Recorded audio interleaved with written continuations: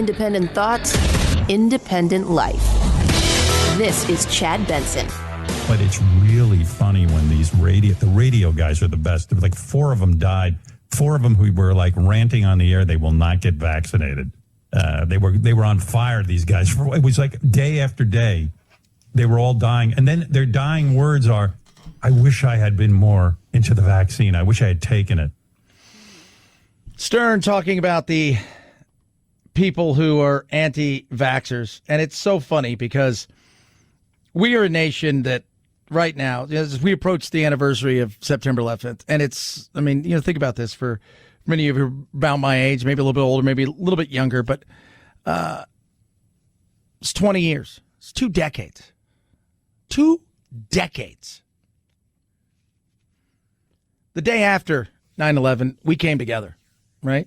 We were kinder. We had a sense about us where it felt like it was us versus them, if you will. Like we had to pull together. This wasn't a situation where one side got attacked, the right or the left. It was we were all hit on that day.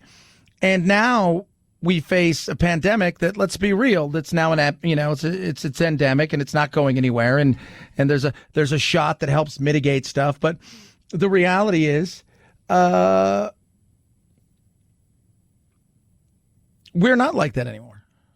Is Schadenfreude, because it's a German word where we talked a bit about it yesterday about people who take other people's misery and it brings them joy.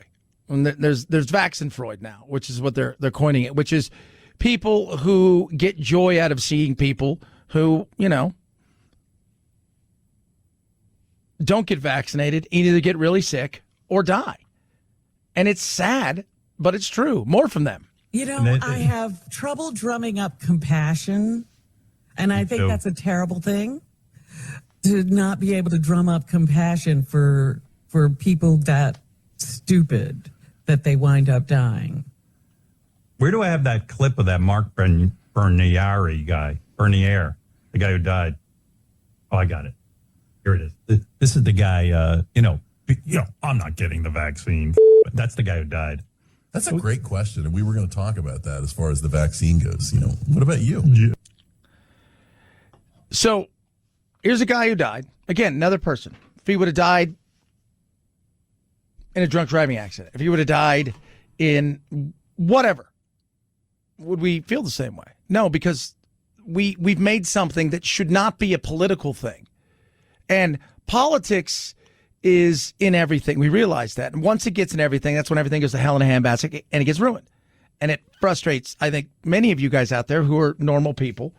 And you know what? It pisses me off when I see people out there who spread disinformation and tell partial truths and want to argue over stuff that no matter what you tell them, no matter what evidence you give them, no matter what other experts say, no matter, they're not going to listen. And, you never argue with somebody like that. That was the old adage, never argue with the stupid man, because you're never going to win. But it is interesting the way that we have gone, and we're almost rooting at times, and both sides are doing it. The people who are unvaccinated are rooting somehow that the people who are vaccinated are going to get sick and grow a third arm or something like that. And we shouldn't be that way, but we are. And yes, there are people out there that push insane things, and it has cost a few of them. And Howard Stern is right about the fact that, as have been many people, that on their dying deathbed, they tell everybody, go get vaccinated. Well, it's too late at that point in time, and will it change anybody's mind? Probably not. But more on this, which is where he goes a little bit later. And this is where a lot of people that I have talked to have gotten. And this is the part where I look over the people who don't want the government to run everybody's life.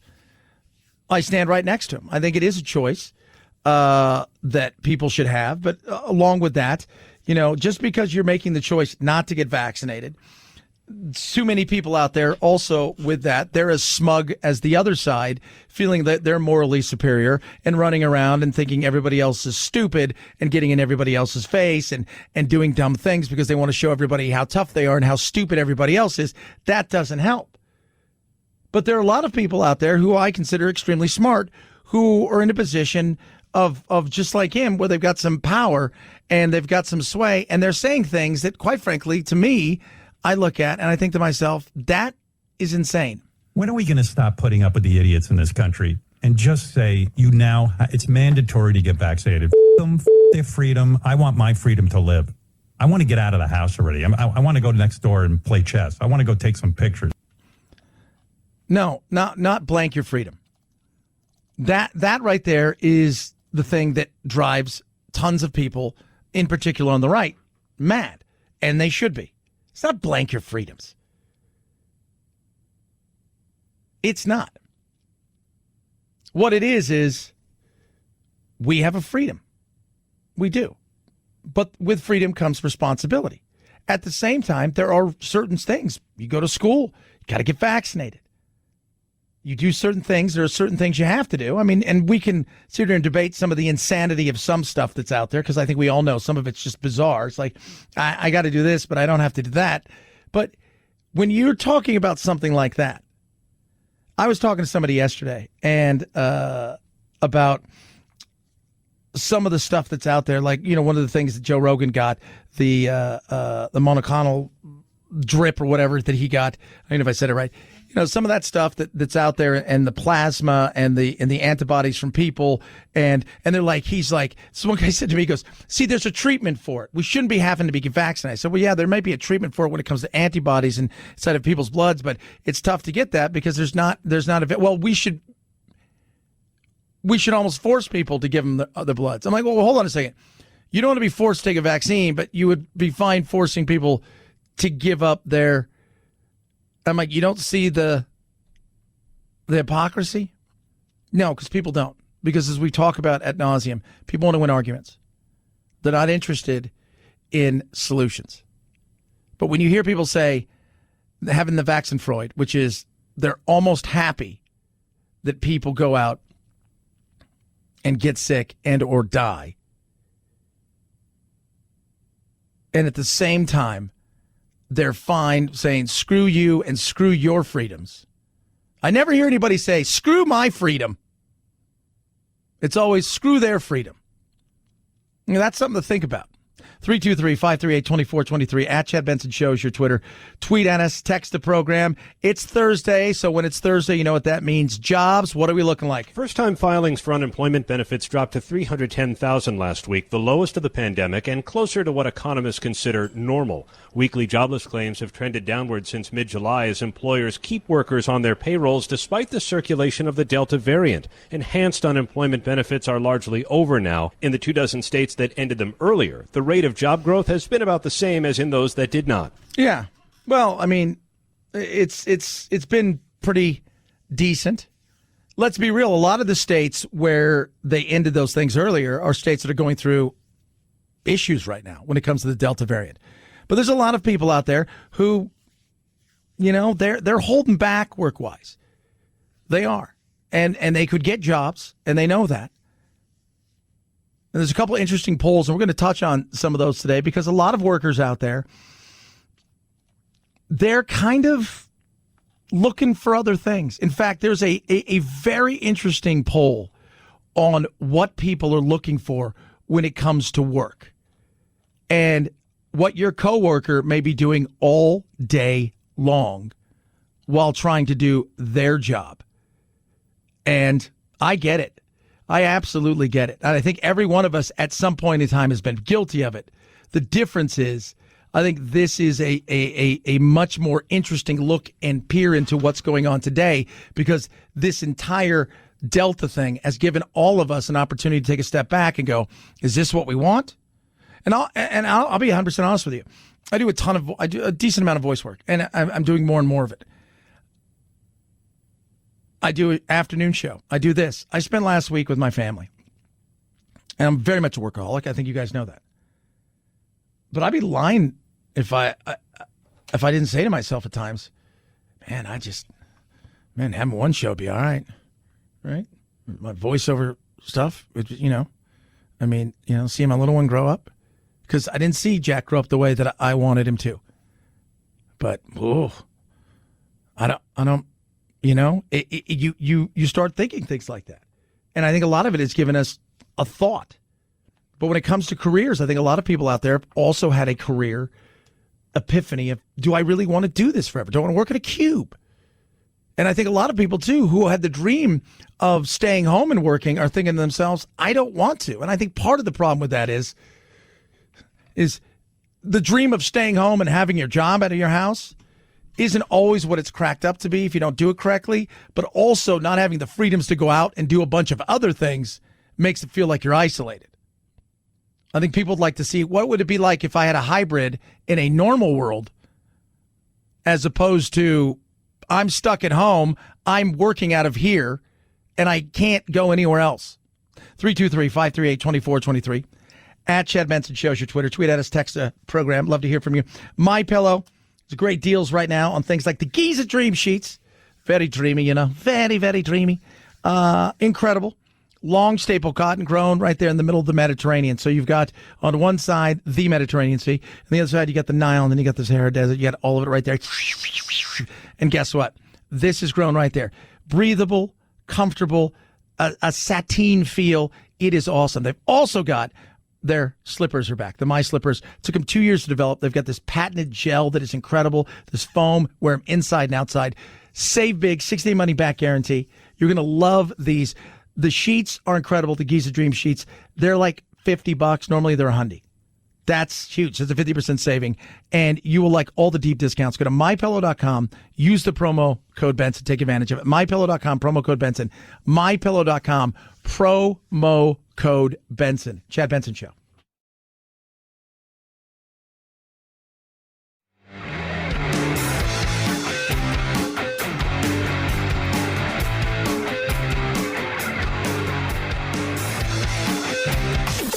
Helen Keller is a Nazi terrorist that is a male. Is that what you're telling me right now? Yeah. Are you thinking of Hitler? Who's Hitler?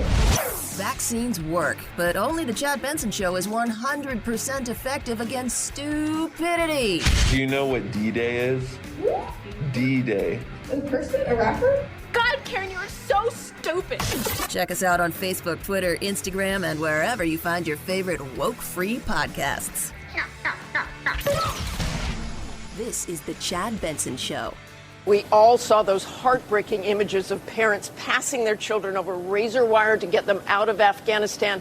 And while many were reunited with parents, we've learned there are still some 300 unaccompanied Afghan children who are now in Germany or in Qatar, some of them separated in the chaos of those evacuation flights, others whose parents were left behind. Yeah. It's been crazy. It's been chaotic. On top of all of that, apparently today, if you've got the right paperwork, foreigners, they're allowing them to leave. And, they're going to, some of the stuff that came out yesterday is the way that the Taliban is going to treat women. So you're allowed to go to school-ish, college, right? So you can go to college, but you can't be in the same. You got to be separated from the males. You can't see the males. You have to leave early and arrive early or leave later. You have to wear the full outfit, like the full outfit. I mean, the full thing. The full thing, the whole 9 yards. And you're only allowed to have 2 jobs by the sounds of it. From what I'm hearing is you can be a nurse or you can be a teacher. What you cannot be is anything else.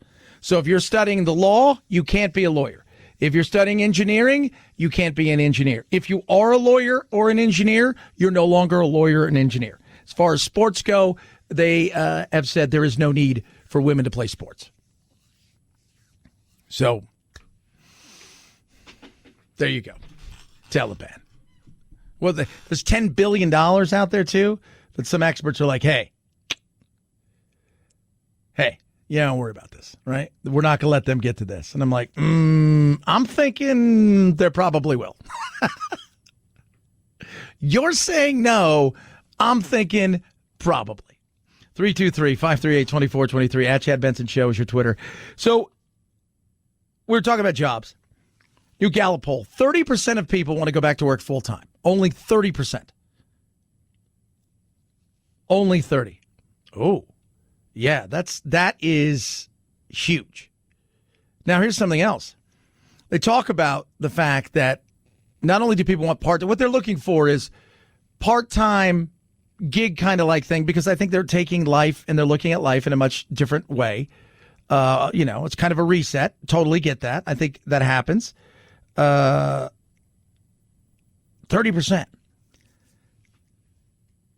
A lot of people want to come back to the office who want to work full time, which I found to be, and I think that this is the way. First of all, it's a different mindset to work out of the house.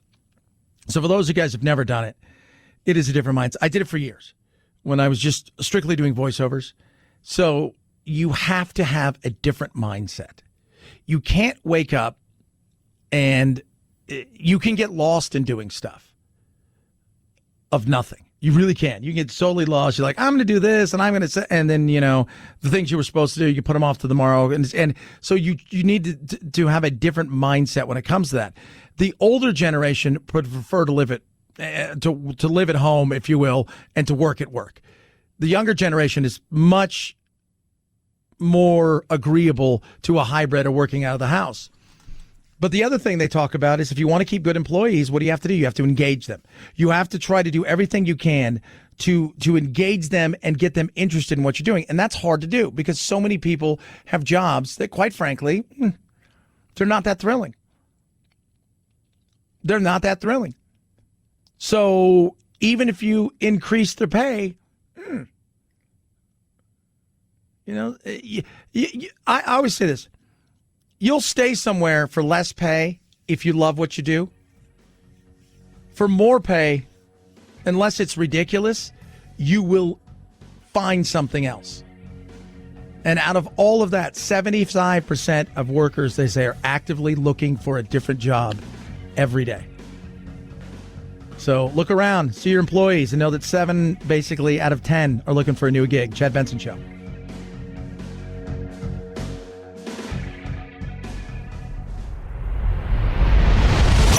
The Chad Benson Show.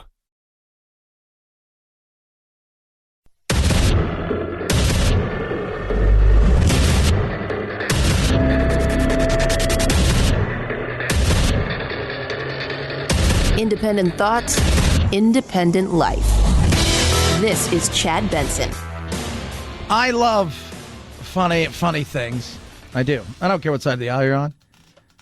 One thing that's you look around and, like, a couple weeks ago, Bill Maher came out and talked about the fact that Greg Gutfeld is winning the, oddly enough, like late night. He's beating all the late night people, the Colberts and all. So Greg Gutfeld on Fox, right? Why? One of the reasons is he's funny. It's an underserved market, the conservatives, because the left dominates the marketplace when it comes to the entertainment industry. Yesterday, and he may be listening to us a little bit later, was that in Harry? So as I do voiceovers, one of the things I do is with radio, I have consultants, coaches I work with. What do I need to work on? Just like soccer, sports, if you're not learning, you're not earning. And one of the guys that I'm coaching with, he is, in Hollywood, he's a conservative. And he and I, so is it safe to talk here kind of thing? Oh, it is. Oh, you're among friends, which I'm not uber conservative, but I'm not uber liberal. I'm an independent. Some people call me a Demetarian or a Republican. I'm just me. But there is a marketplace. When you look at the Ben Shapiro and his group, it's growing, right? People don't realize that that is growing. He's building something. He moved out to Nashville. They're trying to build something big. You look over and there's Timcast, Tim Live on YouTube is also another kind of conservative libertarian, but started out as a very, very much a left wing kind of guy. But he found an underserved market. And there's an underserved market out there. I found this guy the other day. I was flipping around, and I thought, this guy's hilarious. And he posts these videos, and they're extremely well done. He's an entertainer, he's a comedian. His name's Lou Perez. I'm going to try to get him on later on this week. But This is so spot on of having fun with something that a lot of people on the left wouldn't find funny. And what it is he's in this. These are support groups for people who are, quite frankly, they have some issues with Trump. And even though Trump's gone, they're blaming him for everything. Because of Donald Trump, my wife Rhonda left me. Oh, did she bone Donald Trump? Can I get a number? There's a finder's fee. Vinny, not now. Whoa. Alex, how is your wife leaving you President Trump's fault? After the election. Now, I just want to say, Alex is dressed, and he's got like a Biden shirt on, and it's like one of those like support groups. It looks like it's a real, thing. So he's talking about his wife being gone, and I find this so funny because I get stuff every day. People are like, Chad, you're part of the MAGA cult. I'm like, I don't even talk about Donald Trump. And I didn't vote for Donald Trump. I say that. I didn't vote for Donald Trump, and I sure enough didn't vote for Biden. In saying that, I'm also not a Biden hater, and I was never a Trump hater. I don't like some of the things they do, but for everybody who screams there's a MAGA cult, there's a cult out there that is still obsessed with Donald Trump. And this guy they're making fun of here he's blaming the fact that his wife left him on Donald Trump. I became a major player in the resistance on Twitter. I would tweet things like Trump is a liar or President Cheeto needs his covfefe, several dozen times a day. Rhonda did not understand my activism. And that's the reason your wife left you? It's the only reason I can think of. Okay. Are you employed? Well, tweeting that much is like a full-time career. But no, I do not have a paying job. And I understand you have a drinking problem. I do drink, sure. You'd be crazy not to with 45 in the White House, right? So he's oh yeah. So there's no other reason. And what I love about it makes me laugh. This guy's named Lou Perez. It is hilarious because it's done so well and it's satirical and it's what we should do, no matter who's in the White House. It's part of why when you look back at Saturday Night Live, the only thing I can muster on Saturday Night Live at all anymore is the weekend updates. And it's because it's the only thing that takes a risk, and it's the only thing that takes shots at all kinds of stuff. It's not led by ideology. It's led by entertainment. It is. It finds something that is just completely absurd and will say something. So this guy's like, my wife left me, all of these kind of things, and blaming it all on Trump, right? Blaming it all on Trump still. Right, but he is no longer in the White House. Are you still drinking? Drinking even more now. Trump's not in the White House. He could be anywhere. Who knows what he's up to? Okay, and don't you think that you being unemployed and an alcoholic may have contributed to your wife leaving you? No. It was definitely her love of Trump. So she was a Trump supporter? Yeah. I mean, she never said it outright, but if she wasn't a Trump supporter, why wasn't she tweeting every day about how he was a fascist dictator? Well, maybe she was focused on other things in her life. Bullshit. I mean, she was dropping the kids off at school and had a full-time job, but she still had a phone. And I know she had a phone because she bought hers and mine at the same time. Family plan. Just awesome. And it's absurd. But there's just as much a cult out there that still can't stand the guy and blames everything that goes on, right? Like yesterday, people were like, well, Trump really got the Afghanistan wrong. And I'm like, Trump wanted to get us out of there. He wanted to get us out of the wars. I think most of us all agree that, if we have no reason to be there, we shouldn't be there. Okay. Well, it's all Trump's fault. How's it Trump's fault? Because, the thing. Because, because he put a date on it. Well, they extended the date, from May till the end of August. And, by the way, Trump wasn't president when he wasn't president or in politics when 9/11 happened. He wasn't president or in politics when we went into Afghanistan or Iraq, or he wasn't any of those things. But people will still blame because that's what we do. But the cults out there on both sides push and push and push because it's about the blame game. Why I love this, though, is this was taking a shot at the left, which in some of their absurdities and their obsession with them. But the second thing about it is it's because it's entertaining. I can look at people who make fun of the right, and I can laugh at that. I get like, everybody's always makes fun of, gets pissed at me because I'll talk about, oh, you're making fun of ivermectin, and people going out and buying it, and, you know, and you give them a Southern accent. I'm like, yeah, I do. Well, you know, I said, you can't laugh at yourself. That's when you have problems. It's like the biggest thing, right? Like we talked about that guy, that comedian in Afghanistan who was eventually killed, who made fun of the Taliban. And his big thing is if you can't laugh at yourself, you're in trouble. And all the way till his death, he made fun of them because they have no sense of humor. You go back in time and you find all the dictators and all the people out there who wanted to rule. You know what they didn't have? A sense of humor. Lenin.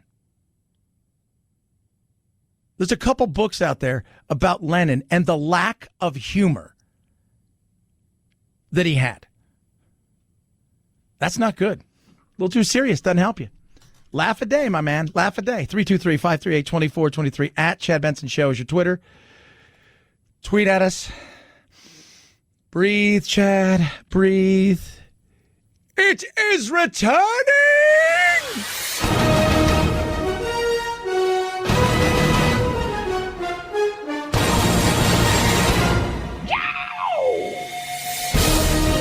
The NFL, baby, is back. And gambling like we've never had it before. That is going to be here. We've never had gambling. Yes, you could go to Vegas and everybody had their little bookies or friends, and a few places would allow. But like we've never had it before. It is going to be everywhere. And what is going to happen with the gambling? I'm going to tell you guys this right now. Gamification. And if you don't know what gamification is, think about this for a second. You go and you see people playing video games, right? And the gamification is the video games are easy. They've done this with the meme stops now, right? Like where you can go and you can download an app and, you know, Robin Hood and all these kind of things, and you can do it quick. You can do small increments, and you can do this microtransactions. You're going to find, and you watch what happens. Ratings are going to be up. And betting is going to be massive. Out here in Arizona, so I was talking to our promotions director yesterday. So FanDuel is doing something big, and they're giving away a bunch of stuff. But Caesars is having a party today. So both of them are having parties because now that, you know, as of today, all bets are off. You know, it's Caesars has its own thing. In the stadiums, there's going to be gambling, all this kind of stuff. Teams wanted it. Eventually, they thought, you know what? Now these players make so much money, I don't think you have to worry about them throwing games. That was always a big thing. Well, the mom's getting involved and whatever. Opportunity here is massive. How big is it here? Caesars is throwing a party today for their opening of their sports book that is like a party in Las Vegas on New Year's Eve with megastars and singers and everything. This is big. And the gamification, the younger generation is going to have the opportunity in a gambling way where they're familiar with it. Apps, quick, small, microtransactions, small bet here, small bet there. It's not going to be about the game. It's going to be about situationals, you know, like, hey, you know, who's going to win this third quarter? Over, under, things like that. Quick gamification, micro bets. Those are going to be huge. And if you don't think so, how about this? Super Bowl, NBC, next year. If you want to buy an ad, you better hurry. Because almost all of them are gone. 6.5 million per 30-second spot. They'll probably be gone in the next couple days. So, be prepared for that. And tonight, you got a great game. I'll give you my picks a little bit later. As we look out, and tomorrow I'll give you my Super Bowl picks. Could we have a rematch? It's a possibility. Everything's subject to change, obviously, with injuries. But it'll be very interesting. I'm excited. People, how could you, they took a knee. I'm like, I don't care. I don't watch the game for the anthem. I watch the game for the game. Right? Let it go. Let it go. Let it go. 323-538-2423 at Chad Benson Show's your Twitter. Tweet at us, text the program. Love hearing from you. Rough Greens, ruffgreens.com/Chad. That's what you want right there. Rough Greens is incredible. It is amazing. I give it to my dog every day. You should do the same. If you love your dogs like I love my dogs, when you see the difference in what Rough Greens, which is vitamins, minerals, vegetables, probiotics, all these amazing stuff, when you see the difference in how their body reacts to the supplement that goes on top of their food, you're going to be surprised. And if your dog suffers with allergies, watch what happens. Right? If your dog has digestive problems, watch what happens. Maybe their joints hurt, watch what happens. It is incredible. Put it to the test. Try it before you buy it. Go to ruffgreens.com, ruffgreens.com/Chad. A bag for free. You cover the cost of shipping. It's like $8, no big deal. You will absolutely love this, and so will your dog, and they'll love the taste. Or you can call 833-MY-DOG-77, 833-MY-DOG-77. Rough Greens makes any pet food better. Chad Benson Show.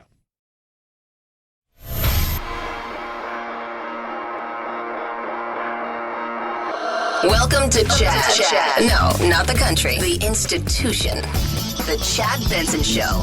The good, there's $1 billion in the figure for summer 2021. My plan was to drive us away. Led by Marvel's Black Widow, the North American box office earned $1.75 billion from May to Labor Day weekend, which is up 893% from last year, when there pretty much was no summer box office at all. And it's a sign things are getting back to normal, but slowly. This year's number off almost 60% from the last healthy year, 2019, and it's the smallest summer total since 1992. But the success of Marvel's Shang-Chi over the past weekend has many hopeful the year will end strong.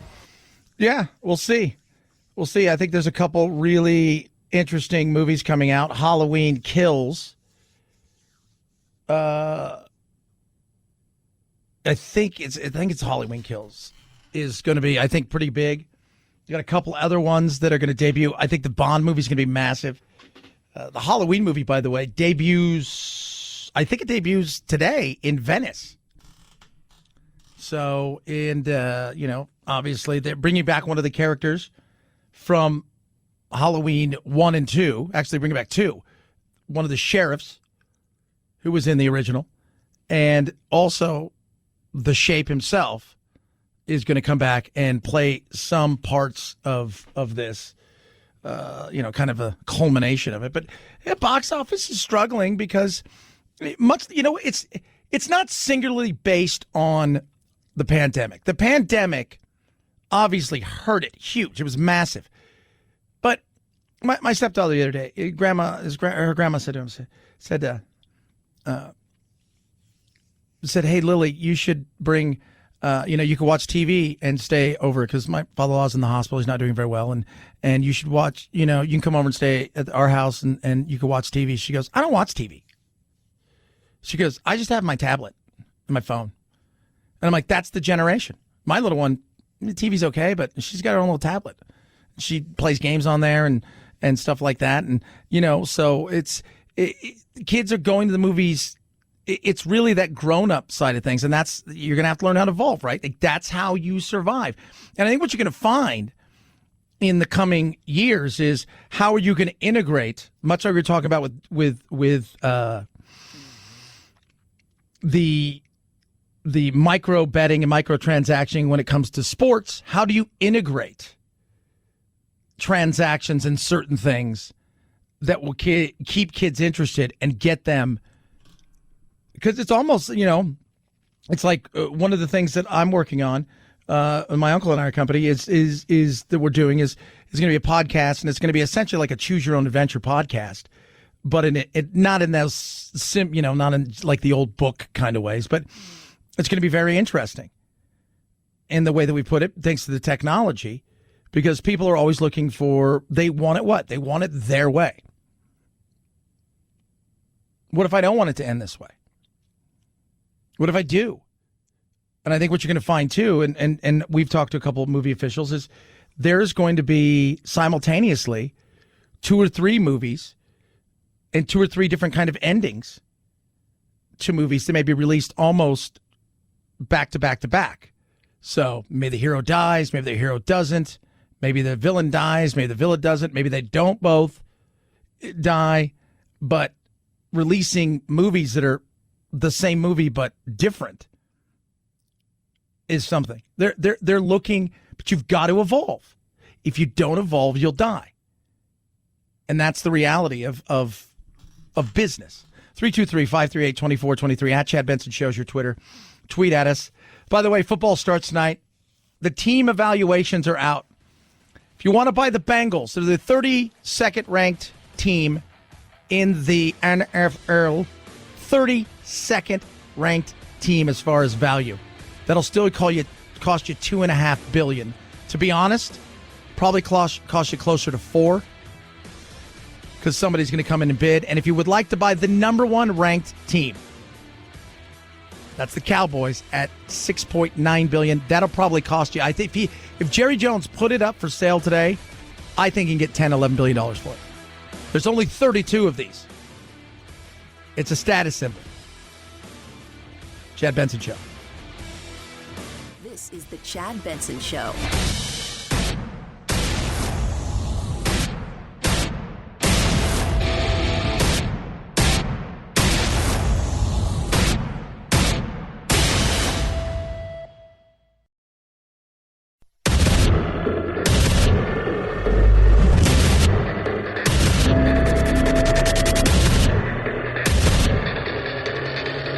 Independent thoughts, independent life. This is Chad Benson. First-time filings for unemployment benefits dropped to 310,000 last week, the lowest of the pandemic and closer to what economists consider normal. Weekly jobless claims have trended downward since mid-July as employers keep workers on their payrolls despite the circulation of the Delta variant. Enhanced unemployment benefits are largely over now. In the 24 states that ended them earlier, the rate of job growth has been about the same as in those that did not. Yeah, jobs. Always about the economy, stupid. You know, Biden with his 6-point pillar plan of fighting, the coronavirus, and it's going to come out and, he's going to, implore more and more private employers to try to mandate the vaccine. He's pushing it. And the vaccine is, let's be real, what are we battling right now? We're battling the vaccine. Should you take it? Should you not take it? Oh, but what if? Yesterday on my local show, my on-air partner, he is home doing the show from the house because his wife tested positive. 2 days before they were supposed to go to Jamaica, they had to cancel their flight and their trip. He's kind of bummed about it, understandably. And he's a hypochondriac, so he's home. Our news person, award-winning, by the way, Becky Lynn. Love Becky. Get better. She texted me yesterday, beginning of the show, the morning show. My morning show said, I don't know if you heard, but I tested positive for coronavirus. She just took a trip to Nashville with her kids. She's from Tennessee, and she didn't feel good Tuesday. About halfway through the show, she comes to me in the talk back. Chad, she goes, you know what? Earlier when I was talking about my trip and I said I was tired, she goes, I don't feel good. Although she texted me and she said, it's like a cold, not like a flu. Our morning guy was talking to him because I thought he was on vacation. He came back today and everybody came out to him and they were, somebody gave him flowers and said, oh man, what happened? He goes, my dad died of the coronavirus. And I said, well, and I said, he goes, he was 92. And I said, yeah, he lived a good life. And I said, let's be real. Most of us signed up for 92. And he's not upset about it or anything. He goes, and his dad, so the whole thought process was, if I go, I go. If God wants to call me home and it's my time, it is. And he implored, the kids, go get the vaccine. But for him, just one his thing. We're fighting over something that we shouldn't be. We're fighting over something we shouldn't be.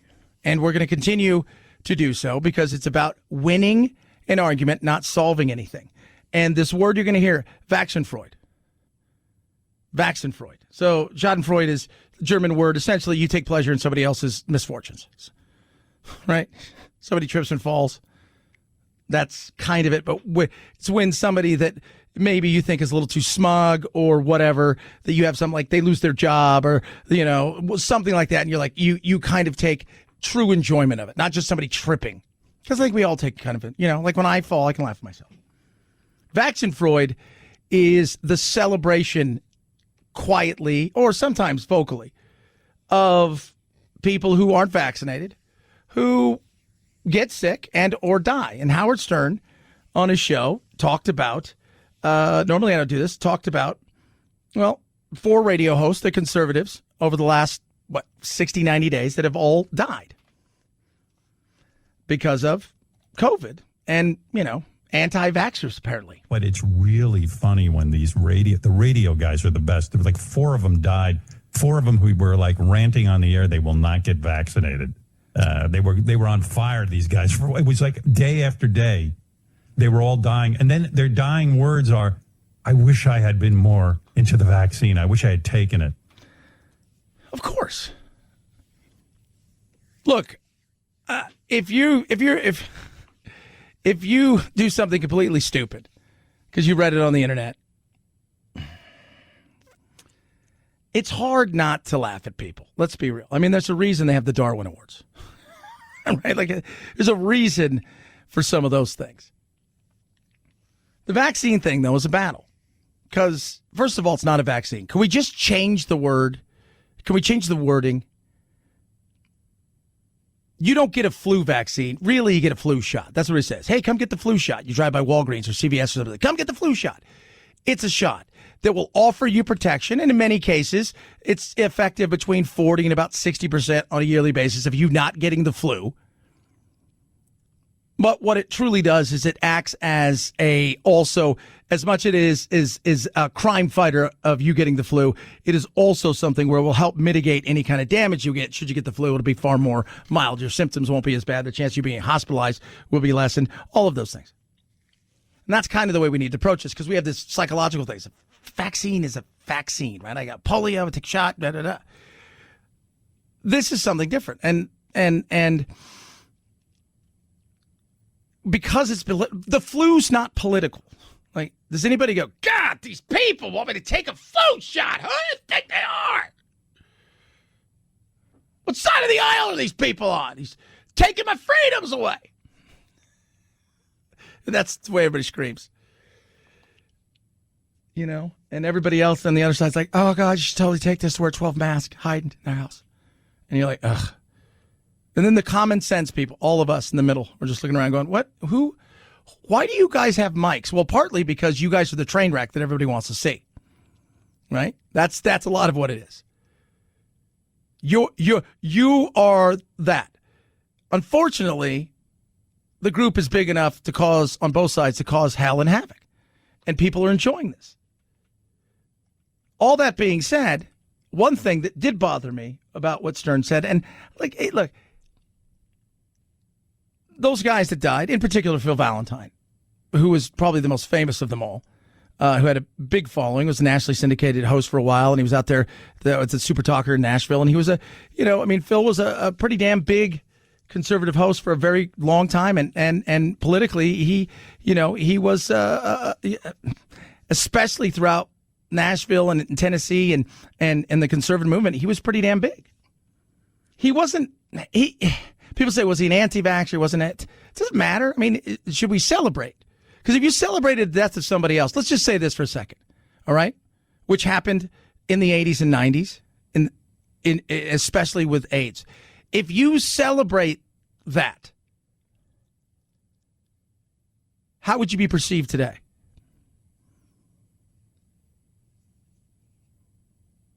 If you laughed at somebody, goes, what an idiot, he got AIDS. How would you be perceived? That's what he gets, right? Unprotected sex, sharing needles, that's what you get. It was done. People, they did it, and it wasn't good either. My big frustration out of all of this, though, was what he talked about when he talked about freedom. When are we going to stop putting up with the idiots in this country and just say, it's mandatory to get vaccinated? F them, their freedom. I want my freedom to live. I want to get out of the house already. I want to go next door and play chess. I want to go take some pictures. Here's my thing. You've got the vaccine, obviously. Why aren't you leaving the house? That's not the unvaccinated's fault. Yes, no, it's not. It's not. And by the way, and just to let you guys know, in New York, so my producer Anthony, he'll be back, I think, tomorrow. He flew back. I was talking to him yesterday. He called me from the airport, Chicago. He was telling me people were everywhere and nobody was wearing a mask in New York. I was like, okay, you know. But when you say blank the freedom, nobody ever says blank my freedom. They're fine if they're like, yeah, that guy's screaming freedom. You know what? You don't deserve any kind of freedom. You never say, well, I'd like you to take my freedom away. That's the stuff that scares people, and the people on the right have every right, because as we know with government, rarely does government, once they seize some sort of power, think, oh, this is a good idea to give it back. Talked about it earlier this week, and I'll talk about it always. We have this amazing thing called the Constitution. It is essentially instructions of how to protect ourselves from the government. It's what it is. It's laid out right there. Here's the instructions. Here's what you can do and you should do. And should they go nuts, because the First Amendment doesn't work, see Second Amendment.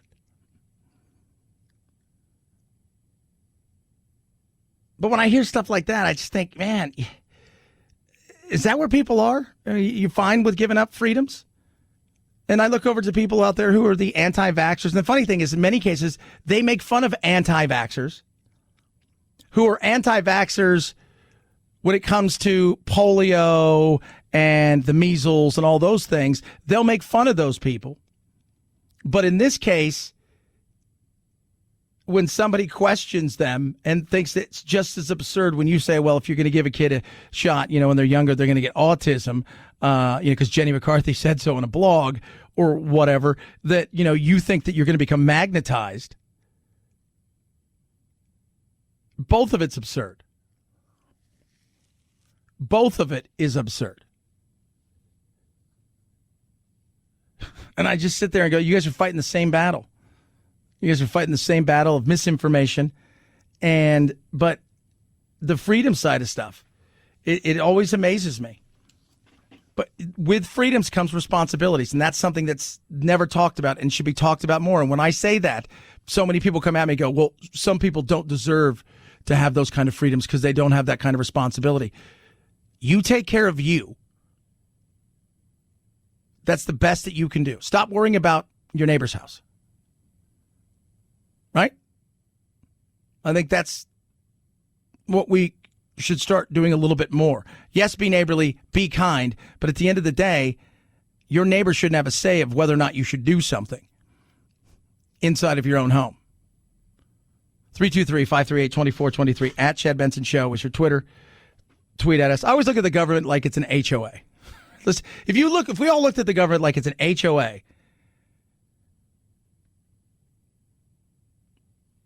people start to go, oh, yeah, huh? It's like, very rarely does somebody go, man, my HOA is awesome. It's always like, they got all these rules and they're stupid and I can't do this and I can't do that and I can't do this and I can't. Yeah. And who usually gets on the board of an HOA? Bunch of people who enjoy power and who are a pain in everybody's ass. 323-538-2423 at Chad Benson Shows your Twitter. Tweet at us.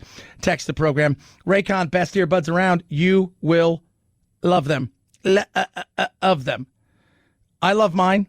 I wear them every day. Yesterday, I did a big coaching session with somebody, and they were asking me about my Raycons. They get these things. You're never going to be disappointed in them. So much talk time, so much charge time. Whether you're listening to a podcast or you just want some peace and quiet, too. Sometimes it's just about peace and quiet.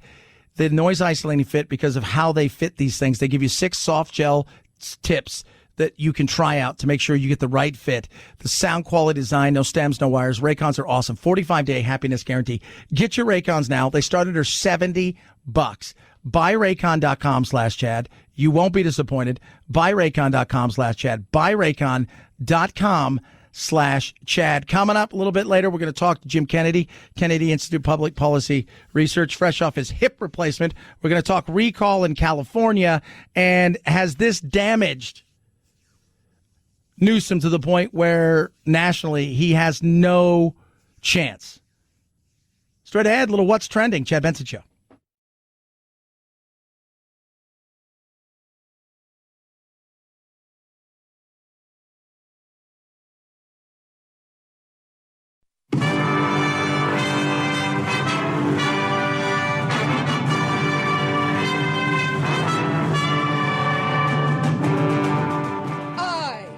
To be free. I am not a terrorist. I am not Antifa. I am not a sex slave that wears masks. Don't be a cutie pie.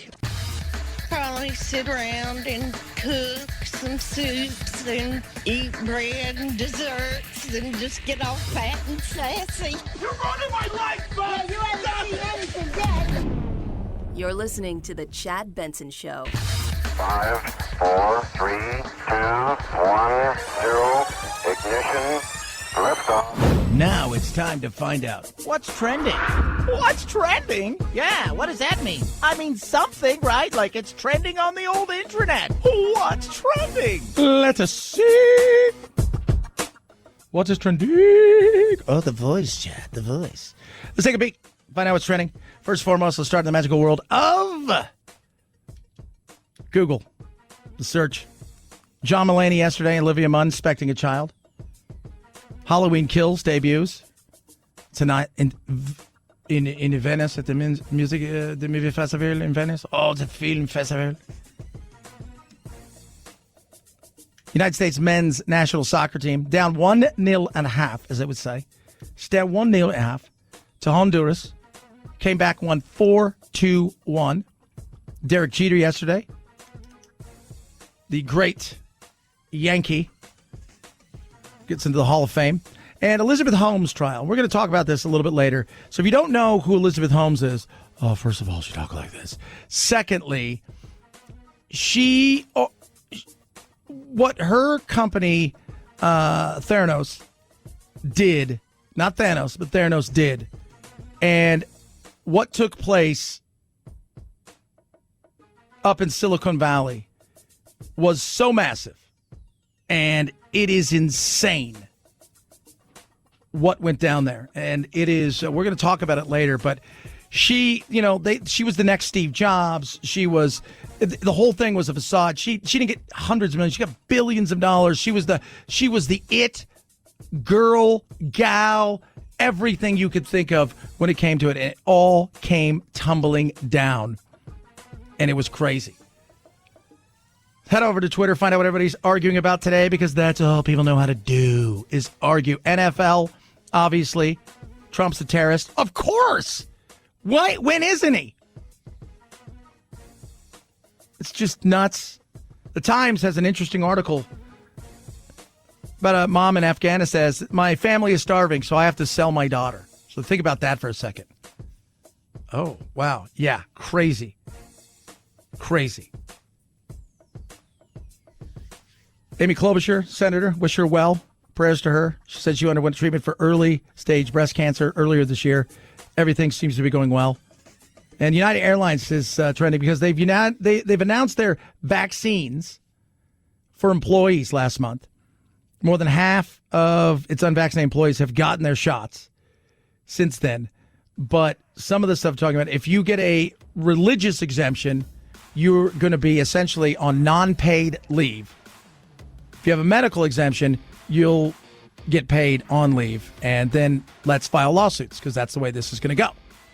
Jim Kennedy, Kennedy Institute of Public Policy Research, joins us straight ahead. We're going to talk about the recall in California.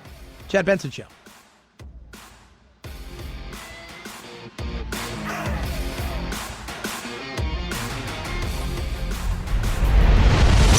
The Chad Benson Show.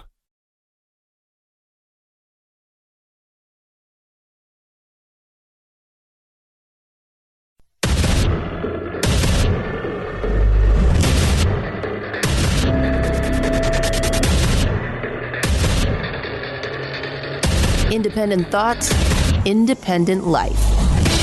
This is Chad Benson.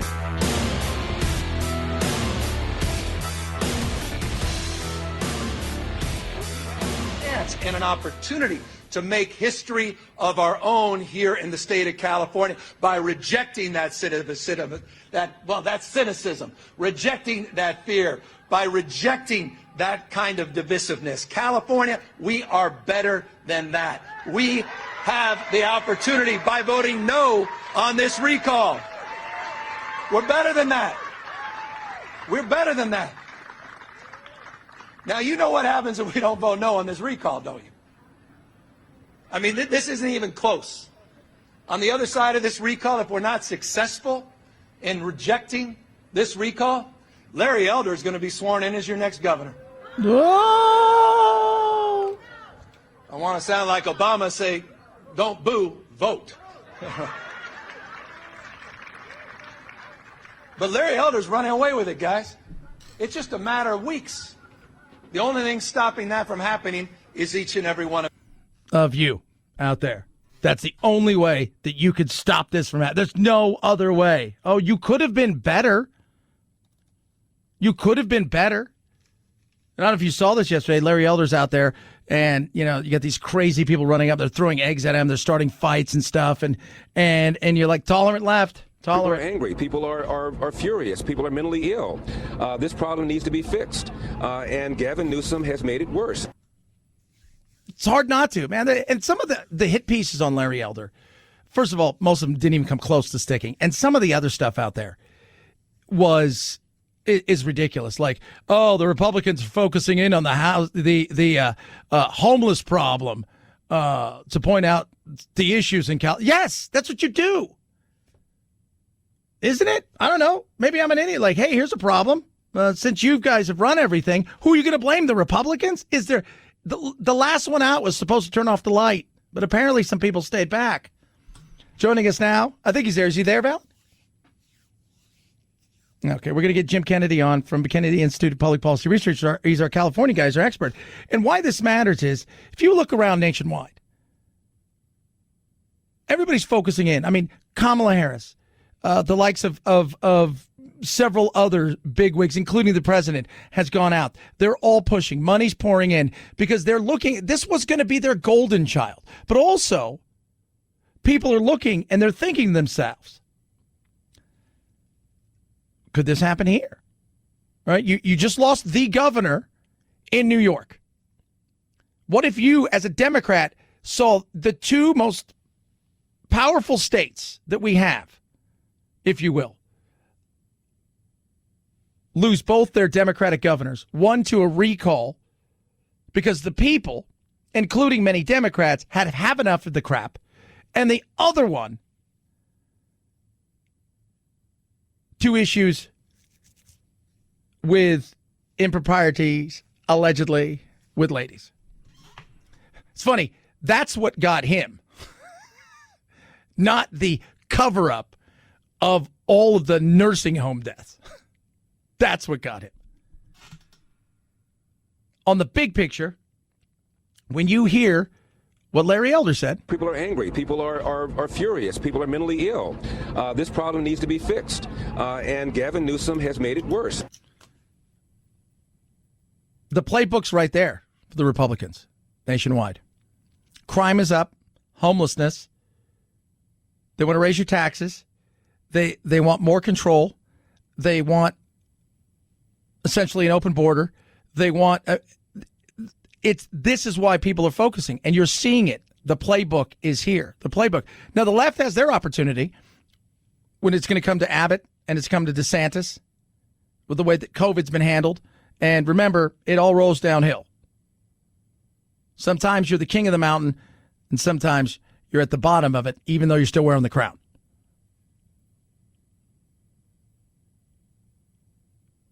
And this will matter nationwide because they're looking at him as the guy. They're looking at him as the king. Joining us now, Jim Kennedy, Kennedy Institute of Public Policy Research. All right, Jim, first of all, hope you're doing well. You had a hip surgery last week, and our wishes out to you that you're doing well. But your hip is probably doing better than the recall effort because it looks like he's probably going to squeak by this if the betters, if you will, the experts are to be believed.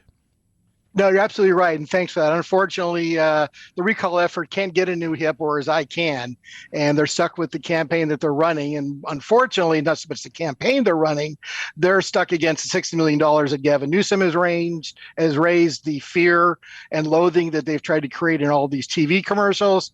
He's had Bernie Sanders running ads. He's had Elizabeth Warren, or Hiawatha, as their given Indian name is, running ads out there, and they just started ones with Barack Obama Monday or Tuesday in California. So they brought all the Democratic heavy hitters out to California to scare the living bejeebas out of you, that if you vote for the recall, that they're going to ban masks, and they're going to not let healthcare workers be vaccinated, and kids will be bullied in school because they don't have COVID or something like that. I'm not sure exactly completely what the message is. It just seems to be all fear mongering, and they're really, unfortunately, they're doing a good job on it. Right now, the latest poll that just came out yesterday has the recall going down approximately 58-41. So the interesting thing is, if you break it down demographically by men and women, men approve of the recall 53-47, whereas women, large gender gap on this, 68-30 against the recall. And from the few social media contacts and interactions I'm running into, I'm finding that, the women are out there that I'm running into that are extremely negative on the recall. Very proud about voting no on it, and are very, very scared and worried of what's going to happen if we have a quote-unquote Trumpian become governor of California.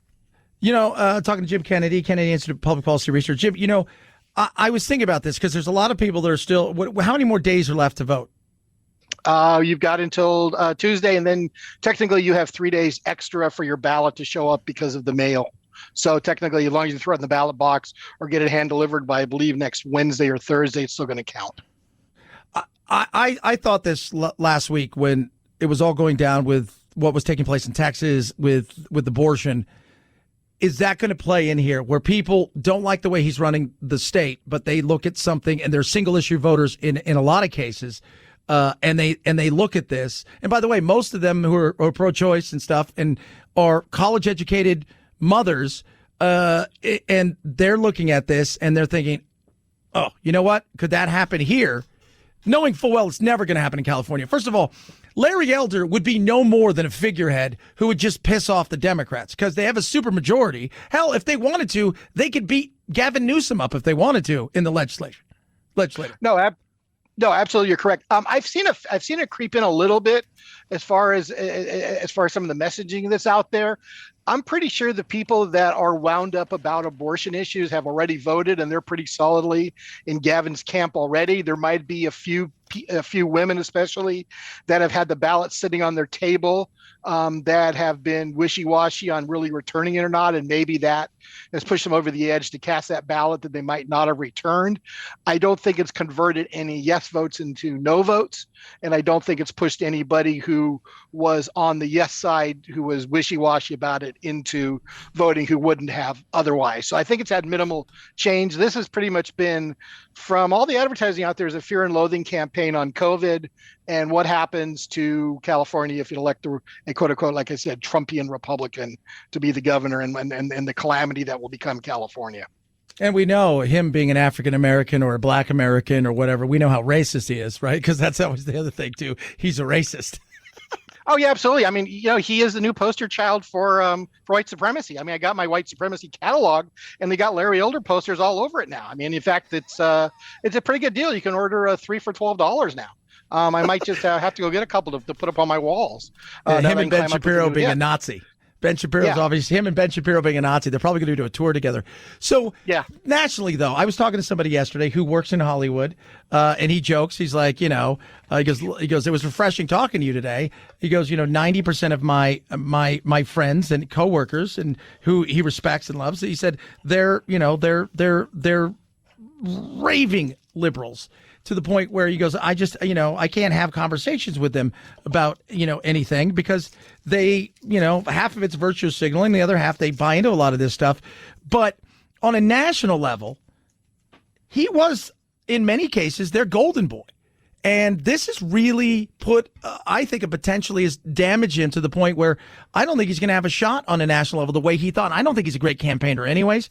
But the reality is, as this guy said to me yesterday, he said, well, at the end of the day, if this kills him nationally as far as his chances, well, you know what? That's a job well done. Interesting statement about the national thing, because Kamala Harris was in California yesterday campaigning with Gavin, and her claim was the reason that Republicans in California are scared of Gavin is because they know he's a national candidate and can be on the national stage and, become elected Republican or Democrat, on the national stage. And I completely agree with your analysis on that. Remember, there was an earlier poll when the recall back in June, May or June, that was one of the first polls that came out was, yes, Gavin will possibly stay, but 58% want somebody else to run for governor next year. Because remember, one way or another, if he loses, he can go back and run for governor because we're going into a gubernatorial cycle in 2022. So either way, he'll be back on the ballot again for the primary in as little as 6 months. But yeah, I think his brand is dead nationally. He can't come back from this unless there's some sort of a Jerry Brown resurrection coming for him. I don't see it. I agree. I don't think, I never really saw what the appeal of Gavin Newsom was. I know I don't politically match with him, but I didn't see where he was a good campaigner, where he was a good messenger, where he had the Bill Clinton, I feel your pain type of political qualities. Say what you will about Bill Clinton, but the man was an excellent campaigner and a top-notch politician. Gavin Newsom is not Bill Clinton. No, it was not Bill Clinton. Did not have the charisma. He's got all the stuff, right? Looks like Christian Bale. He's got he's got the pedigree, the whole 9 yards. He's got the upbringing, all of the stuff that you would say if you were going to build somebody and then roll him out central casting to, oh my gosh, it's him. And then he opens his mouth and this guy's a duh. He is zero charisma. There's nothing about him that says nationally, and I've never understood. Plus, in a day and age when they're going so woke and so left, he's everything that they're despising. He is the epitome also of white privilege. He's central casting version of white privilege. So I think this has doomed him. But here's something else, and then we'll let you go. Appreciate you coming on. Jim Kennedy, follow him at Righty Jim. I thought about this the other day. I think the left would not have poured the kind of money and effort they're into this had Cuomo not been essentially ceremoniously, kicked out / fell on the sword. Because I don't think they wanted to put this much time and effort into it. I don't think they see him as a political asset in the future. And I think if they could have sacrificed one, they would have done Gavin Newsom before Cuomo. That there's a possibility of that, but he's been raising money. He raised $60 million. He's been raising it since the recall threat has even started. Now, he may not have gotten Barack Obama out here. They may not have gotten Vice President Kamala Harris to come out here if it had been for the Cuomo problem. But he was going to be able to raise a lot of money and basically throw a lot of ads on the air from himself, just from the unions in California and all the other groups, PG&E, that are desperate to support him and keep him in office. So he was always going to have a good war chest, whether he was going to get those top names like I said, like Brahma and the vice president out here is probably a question. That probably did happen because of the Cuomo phenomenon in New York. You're right on that. Well, follow along with him at Righty Jim. Get well soon. We'll talk, brother. Can't wait to get you out here and play a little golf, my man. Absolutely. Thank you, Chad. Appreciate it. Have a good one. Talk to you soon. At Righty Jim, Jim Kennedy Institute of Public Policy Research. Interesting, definitely. And a national level. Again, all of these kind of things end up coming back, and you can localize this by saying to yourself, hey, these are things they're going to use against my congressperson, my senator, looking at how they're going to try to break down everything when they come to midterms next year and governors across the board. How many governors who, are making decisions now no longer based on quote unquote science, but all based on whether or not they may be asked out sooner rather than later. 323-538-2423 at Chad Benson Show is your Twitter. Tweet at us. Text the program, Chad Benson Show.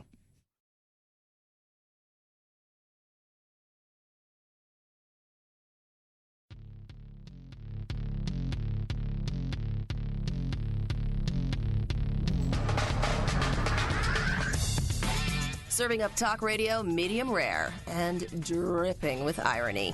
It's Chad Benson. That is me. It was interesting. about the male and female thing when it came to the recall with Gavin Newsom. We had Jim Kennedy on just a little while ago talking about the fact that if you break it down by gender, so if men were voting, Gavin be done. But women are swinging it to Gavin Newsom, keeping it. And part of that is because, I think they look at him and I think they're fine with the way that he handled the coronavirus, right? They're fine with the way that he handled the coronavirus.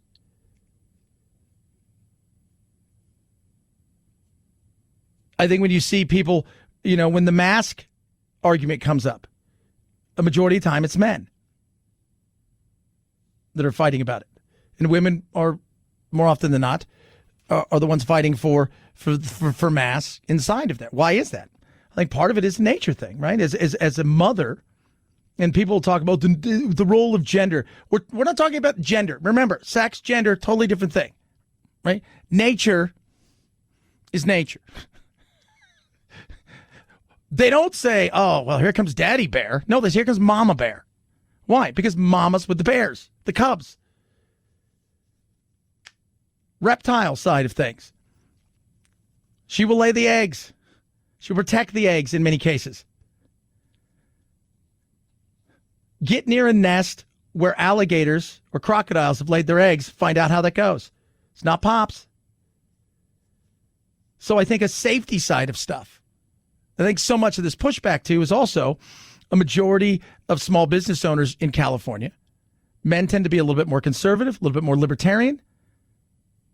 And in California, women tend to be more college educated, lean a little bit more to the left. And I could see a certain part of that. But at the end of the day, the amount of money that he raised is $60 million. It's his war chest.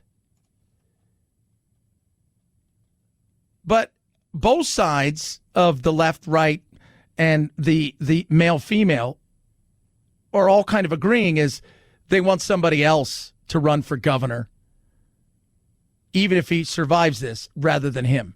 So it'll be interesting to see in many of these places where governors are under pressure, will they get primaried within their own party? 323-538-2423 at Chad Benson Shows your Twitter.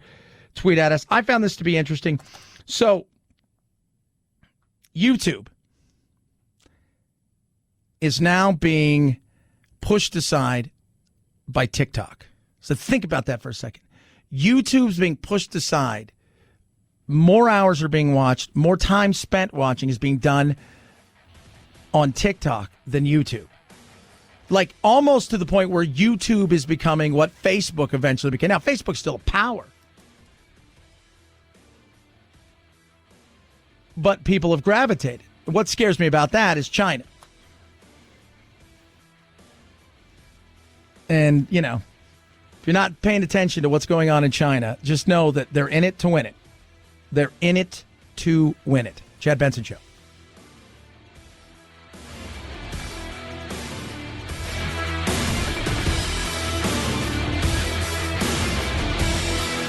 This is the Chad Benson Show.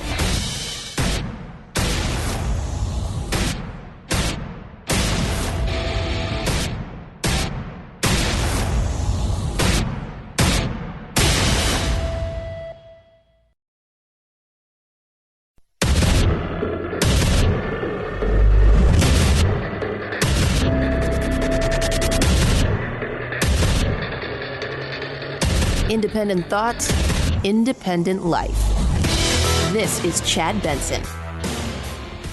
There were fewer layoffs last week than in any week of the pandemic. 310,000 people filed first-time claims for unemployment benefits, continuing a downward trend. This is also a sign of recovery for the labor market despite a lackluster August jobs report.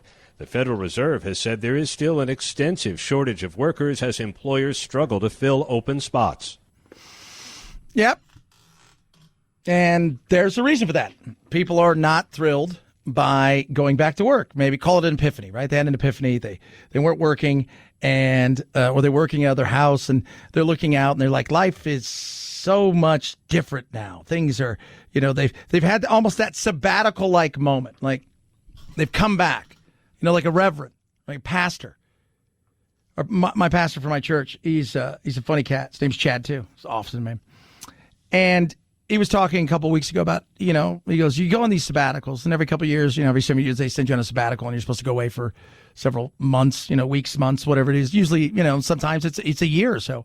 And when you come back, the whole thing is, it's not just like do nothing. A lot of times people go and they'll write a book, and but it's a lot of it's about finding yourself. And he says, you're supposed to come back more, spiritual and. Rah.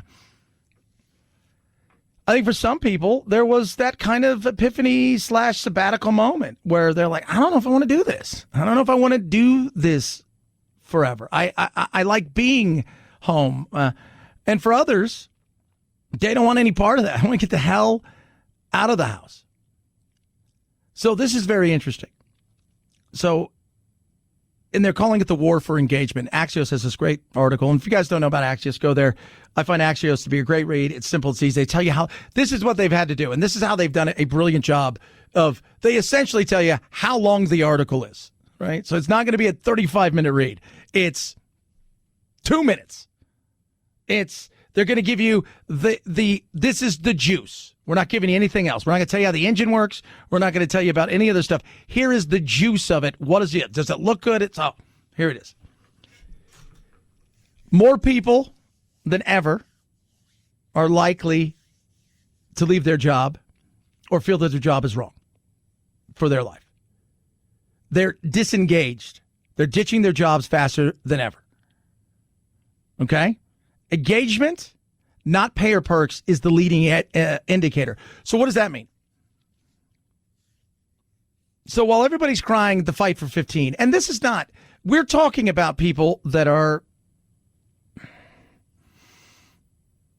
middle management. We're not talking about the person that works at the fast food or some. We're talking about people that feel like they can make a move like this.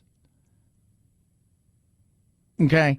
And I think that's something. And, people who, and I think for a lot of these people, they're not workers. These are people who are career people. This is just in a job or whatever. This is career. They're not engaged.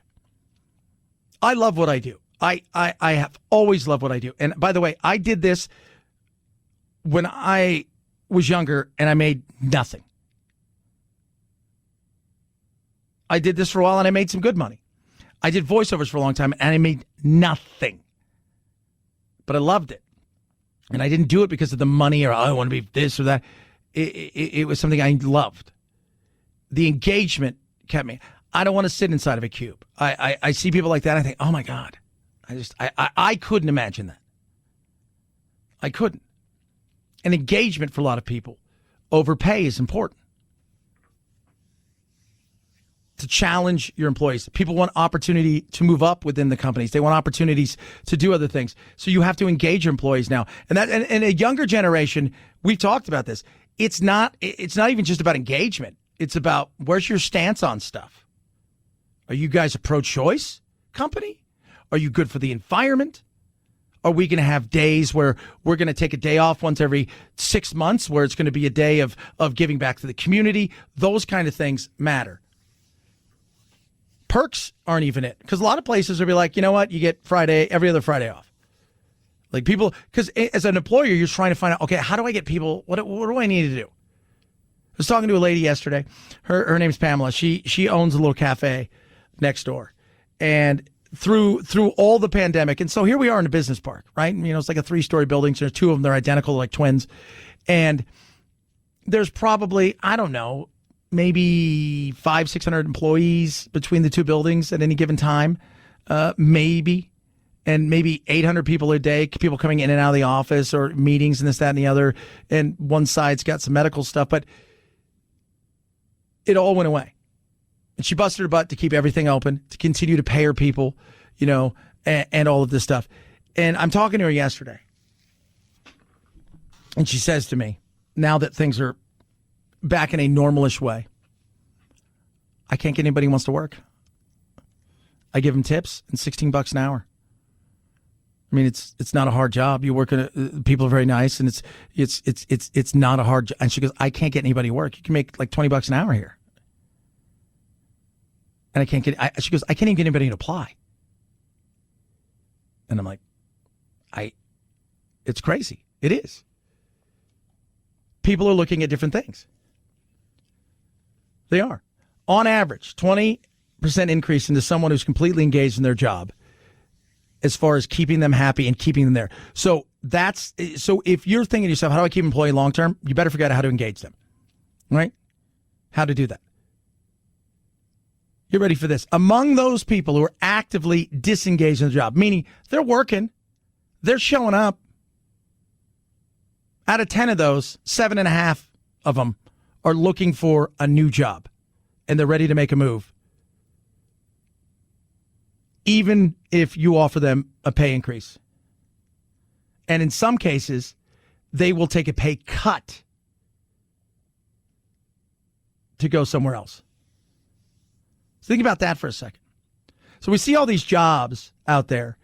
When I talk to business owners, and I talk to several business owners today, in fact, I got 2 or 3 coming in later to do a voiceover session. And they'll ask me, about the economy and stuff like that. And we've talked a lot about this because one of them has had trouble this entire pandemic on getting people to come. He goes, do you want to know how hard it is, Chad? He goes, I'm going to tell you how hard it is.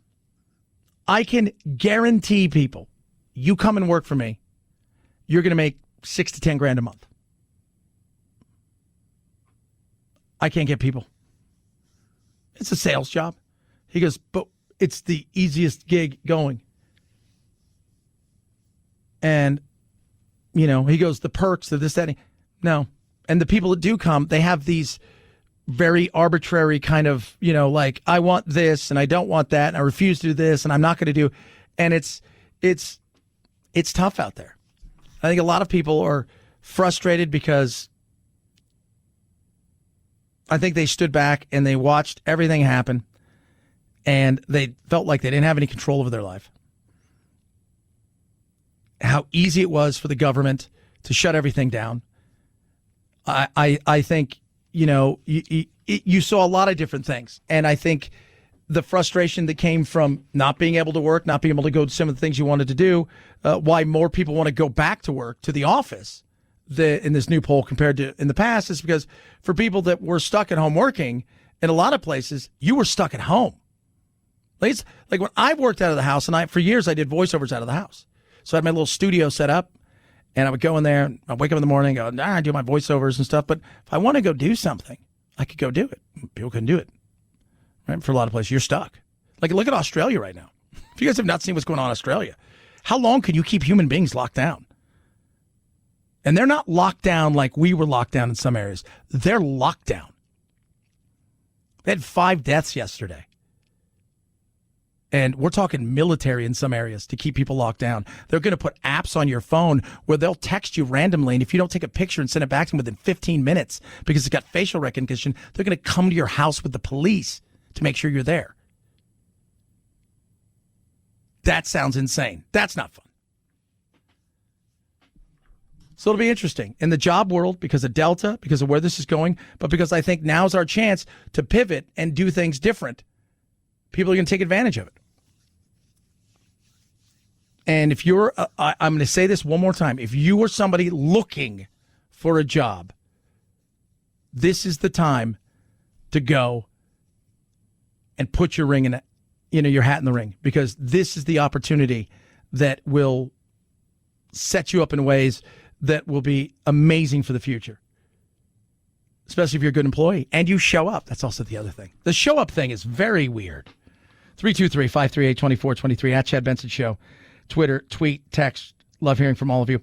Rough Greens makes any pet food better. Kids, Rough Greens makes the pet food world better. Let me tell you how it does that. First and foremost, I say it all the time. I'll continue to say this. What it has done for my dog Doodle is incredible. His coat is better. Digestive problems he doesn't have anymore, and his hips with his bad joints are virtually healed, if you will, just from a supplement. And the supplement is simple. You just sprinkle it on top of your dog's food, kind of like adding a seasoned salt or something to it, a little spice. He loves it, and it's changed everything. I give it to my friend Jess here, she works on my show part-time, and I've mentored her for the last 16 months, and she's now working full-time pretty much over here inside the radio station.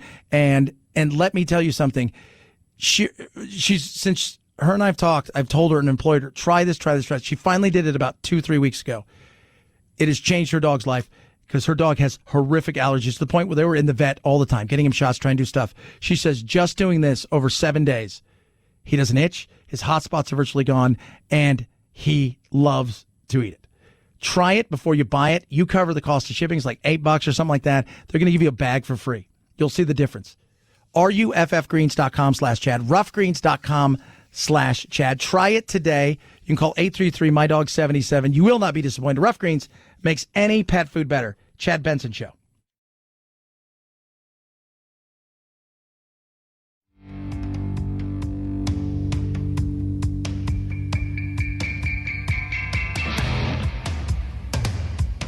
Irreverence?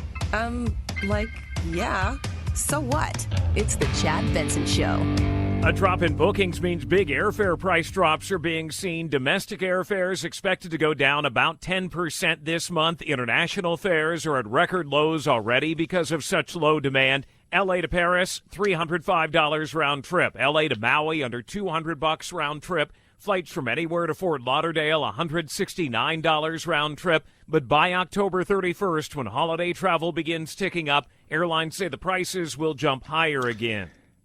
If things aren't crazy, right? Like they're going to jump higher. But if they're still kind of, it's great if you can say, oh my God, like Maui, right? Everybody's like, but what did the governor of Hawaii say? Don't come here. We don't want anybody here right now. It's a nightmare. We don't.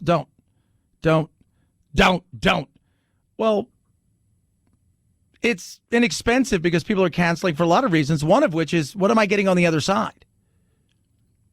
Now, I know if I fly to Florida, all right, it's Florida to Florida, and it's going to be whatever Florida is, right? It's gonna be, but if I fly to Maui, if I go somewhere in Hawaii, what is that going to be like? I'm curious. Is everything wide open? Am I going to be contained in my hotel all day? Where I can only go a few places? Have to wear a mask on the beach? That's the issue. And Paris.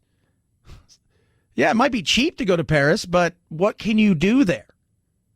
What's it like there? And the other side of it is do you want to fly somewhere? And then they say, oh, well, you guys can't fly back because of such and such, or, we're only going to. Those are all of the things that I think people are dealing with at this moment in time with, yeah, that's why it's cheap, but there's more to it than that.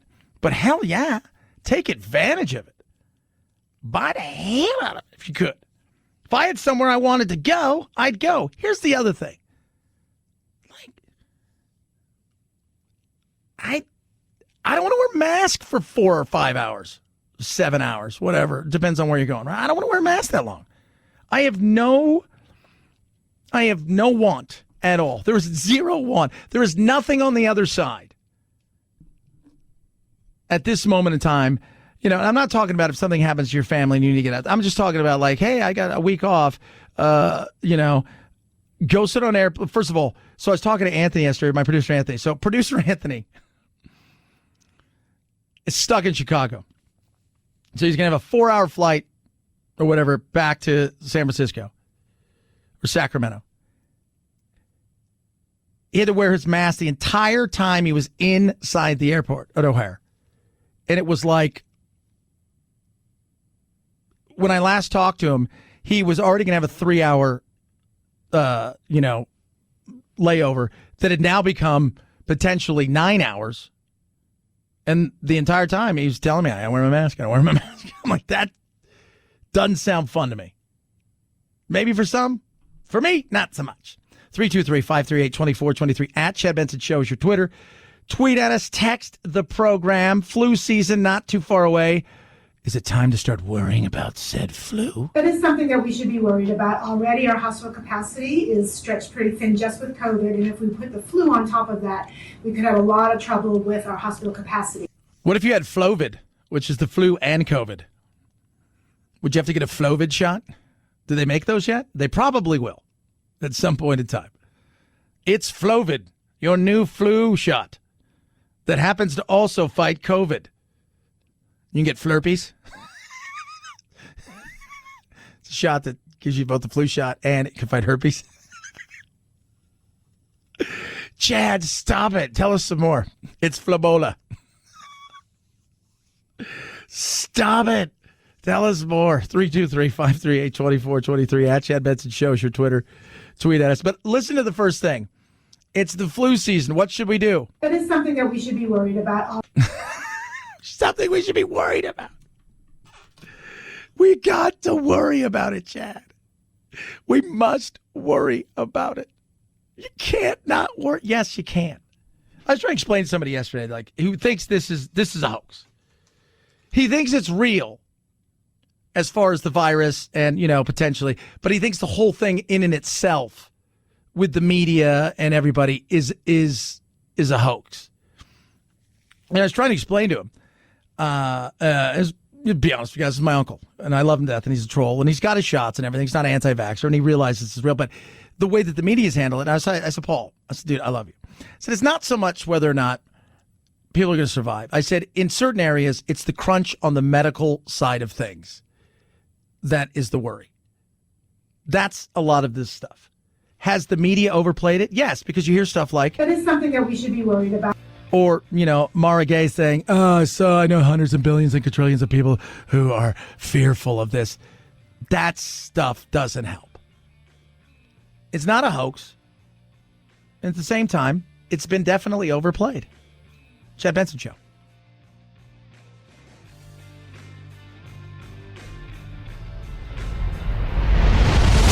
The Chad Benson Show.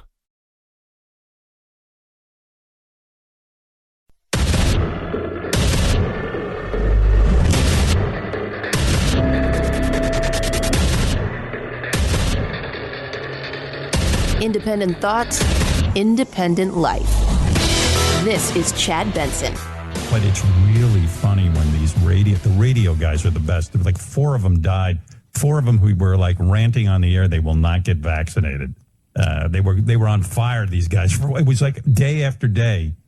They were all dying. And then their dying words are, I wish I had been more into the vaccine. I wish I had taken it. That right there is Howard Stern.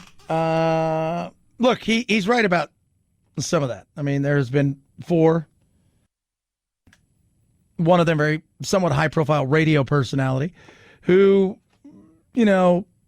said he wasn't an anti-vaxxer, but played the part in many cases. And when he died, Phil Valentine, his message, get the vaccine, but it's not anybody's dying message, right? Like if you get into a car accident and you're drunk, what would your dying message be? Don't drink and drive.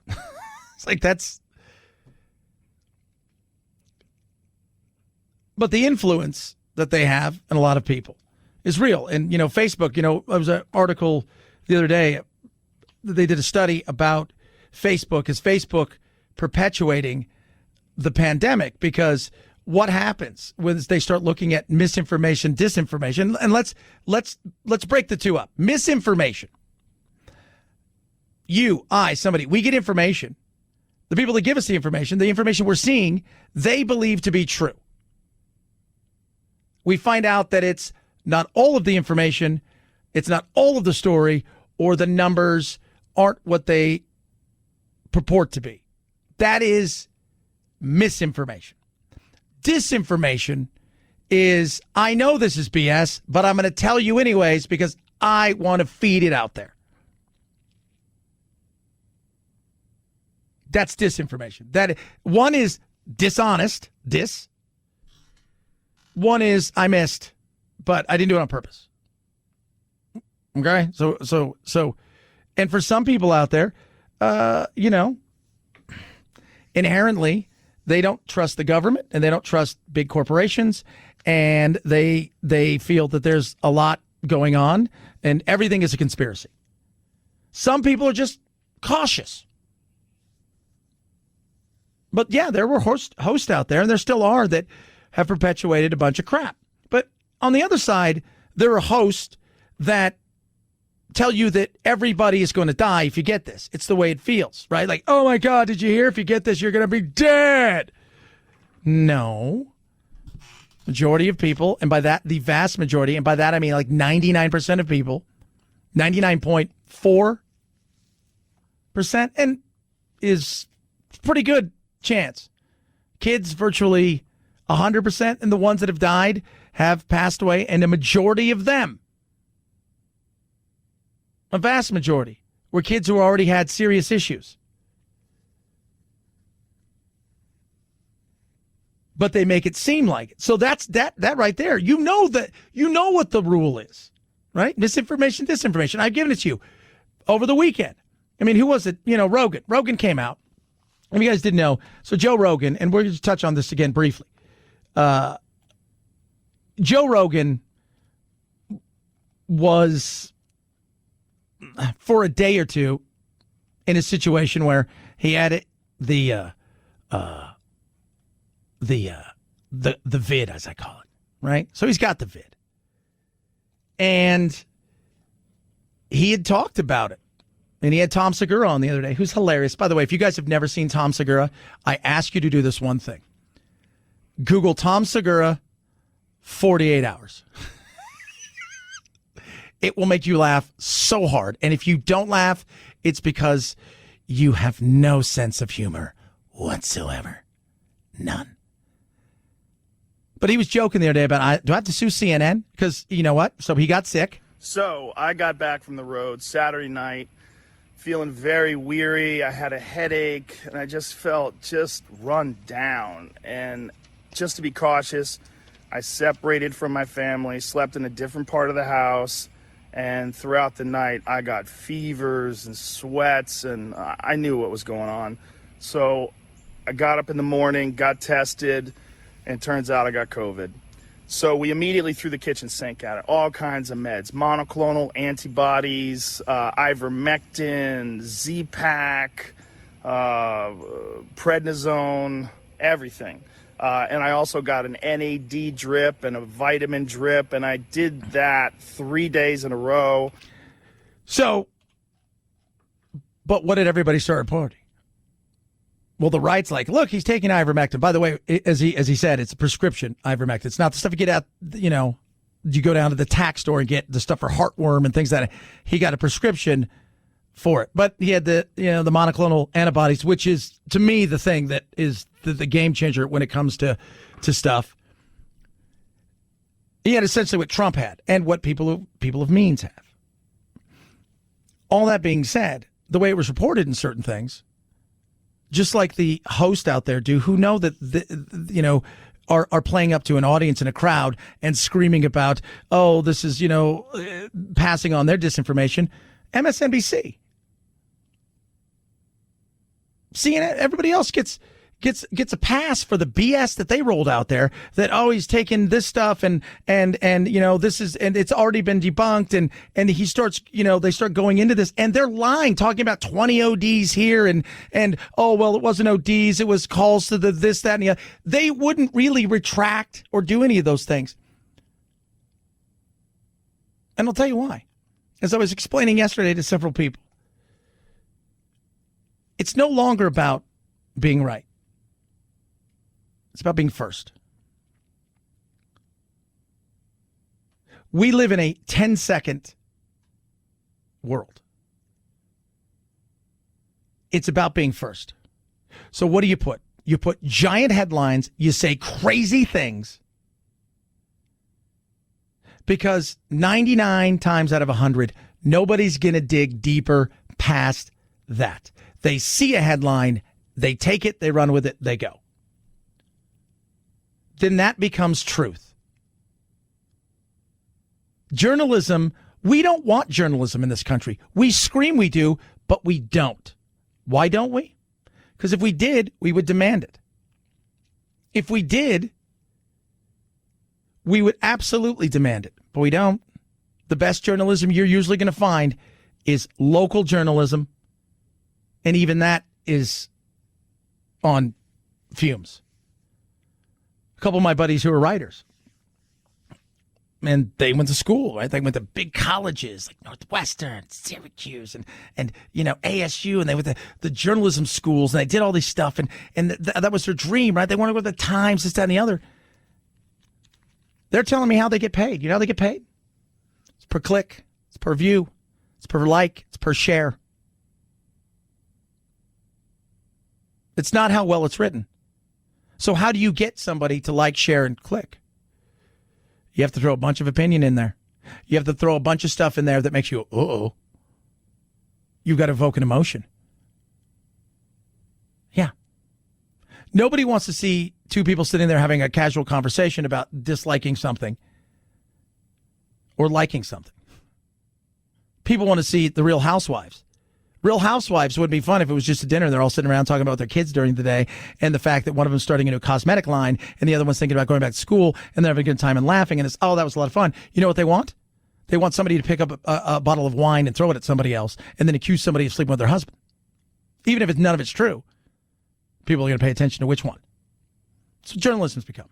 So, yeah, while the right has been guilty with tons of craziness, the left has been just as guilty in perpetuating so much of this.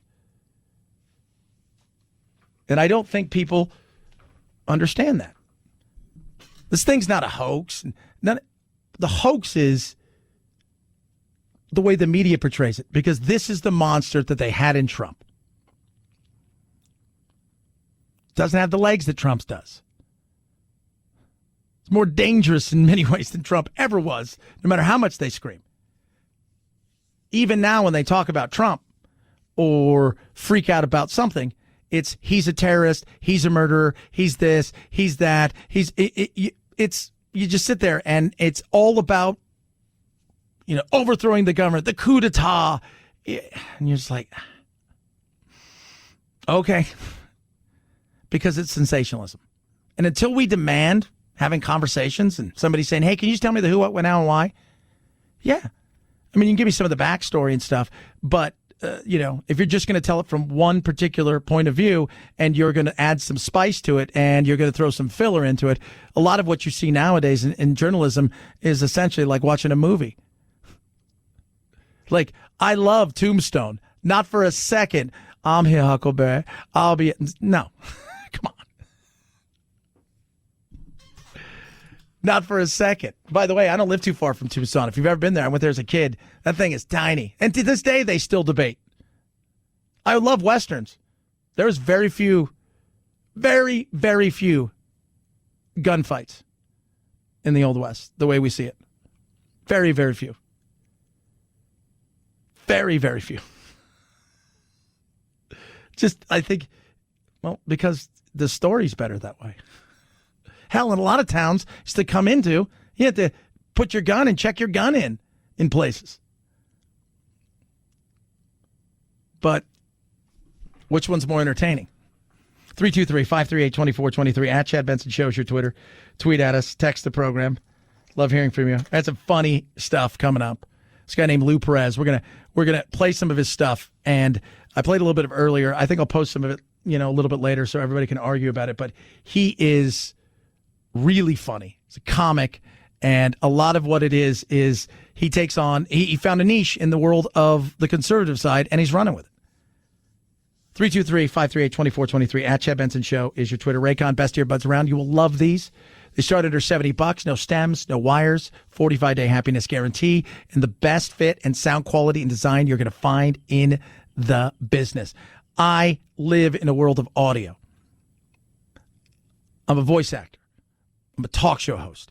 I have lived in the world of audio my entire life. I work on just about every digital audio system you can find out there, from Adobe to Pro Tools to Reaper and everything in between, to Avid when it comes to the digital side of film editing and things. I've worked on everything. What do I always have with me? The best earbuds around.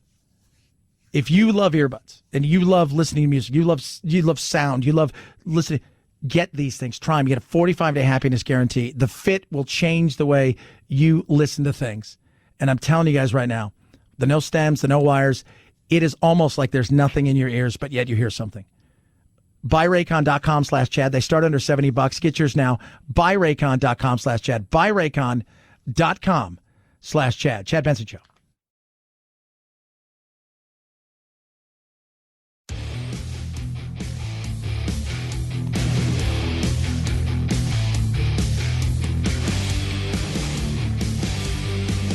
If you like talk radio like Chad Benson likes his meals, you've come to the perfect place for takeout. So this guy named Lou Perez is absolutely hilarious. I found him I found him the other day scrolling through. I think it was Instagram or something. It popped up, and it was like a link to a TikTok thing, and I was like, oh, that's very interesting. So I'm like, oh, I'm gonna check this guy out, man, because his first one was thing that I saw was hilarious, and he's a comic. And so here's a guy who's a comic, and right now there is a boom in the world of comedy when it comes to the right side of the aisle. And part of the reason is because they're underserved, right? Why are they underserved? Well, because everything in Hollywood based completely, in many cases, to the left.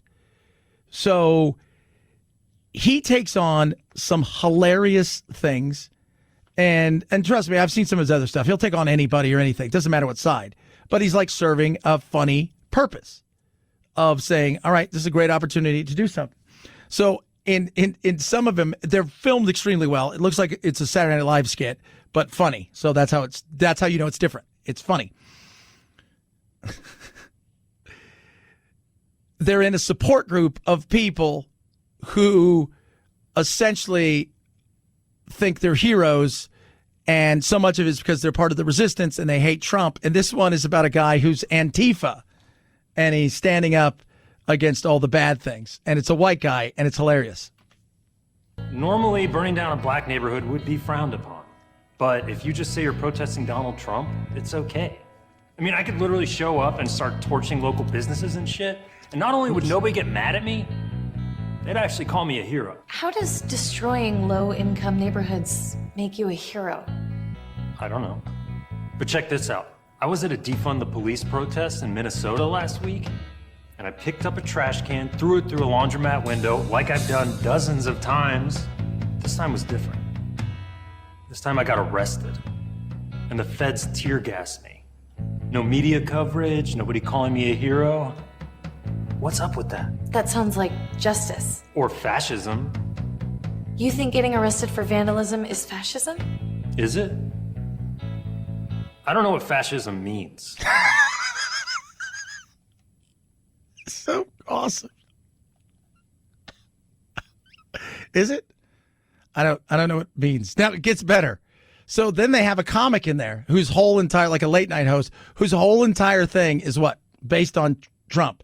How much he hates Trump. Trump's evil. Trump's bad. All of those things. And reacting to Trump's tweets. This is funny. Right? Because it's something we talked about in Hollywood that's going on now. It's the crazy diversity thing. Have you considered telling actual jokes instead of just reciting Trump's tweets? Where the hell am I supposed to get jokes? Don't you have a writing staff? We have the most diverse writing staff in television. Well, there you go. Have them write some jokes for you. They're diverse, not funny. Unless you consider them hilariously diverse. Okay, Howie, you used to be a funny guy. I remember you making me laugh years ago. What happened to you? I got tired. Being funny is hard. It's a lot easier being brave.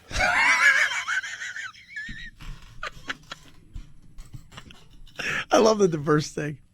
They're diverse. Oh, they can write jokes. I said they were diverse. I didn't say they were funny. You have no idea. So, dealing in Hollywood, and I was just telling off the air, Valen is filling in for Phil.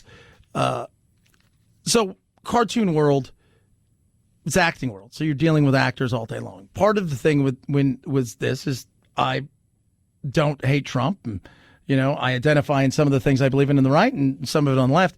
But there's a groupthink that goes along with a lot of this stuff. And I will tell you this right now. In getting it, when you go do certain things, you'd be surprised. And so much of what goes on now is all truly based on diversity. It's not based on entertainment. And this movie that's out right now from Marvel, the Shang-Chi, the 10 Rings, everybody's claiming, oh, look at the diversity. You know what it is? I keep going back to it. It's entertaining. That's it. But I've got friends who've been in the business. Some of them write on big shows, and they're like, man, they've had to, you know, they've woke us up, if you will, and made us really diverse. And the problem is they kept one or two of the staff writers who were really good. The other ones are gone. They brought in new people who have no idea or have any life experience. But it looks like a Benetton ad, but it's not funny anymore. It's not entertaining anymore. You don't win that way. You don't. 323-538-2423. At Chad Benson Show is your Twitter. Tweet at us. Text the program. You guys have a good rest of your day. I see Friday. Night-night, Jack.